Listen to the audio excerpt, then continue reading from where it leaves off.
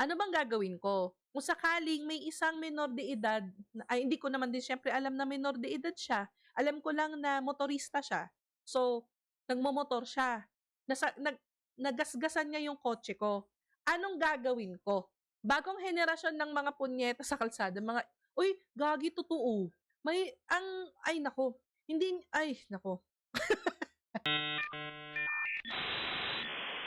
Marami na ba akong karanasan sa mga e-bike? Oo. Sa Manila, sa QC, sa kung saan man. Naiintindihan ko yung driver ng car. Gusto niya siguro managot yung nakagasgas sa kanya. Kasi tatakasan siya eh. I think siguro gusto lang niya ng sense of justice kasi naagrabyado siya. Siguro gusto lang niyang kausapin niya na anong gagawin natin dito sa gasgas ko, wag mo akong takasan. Parang gusto niya kasing makamit yung justice na gusto niya on his own. Pero siguro not to the extent na babanggain niya, ano to? Grand Theft Auto ba to?